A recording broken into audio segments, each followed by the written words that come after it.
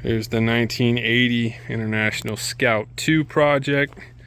We're going to take the body completely off the frame now, wire wheel the frame, inspect it, coat it, and same with the axles. Put on the new suspension, undercoat the body, and put it back on here with new body mount bushings and new bolts. Here's the 304 that's going in it. Currently getting all new seals, freeze plugs, new front main seal, new rear main seal. Just went in. All new freeze plugs. It's going to have all new gaskets. It's got excellent compression. And that's the motor for the 1980. And it's going to get married up to the T19.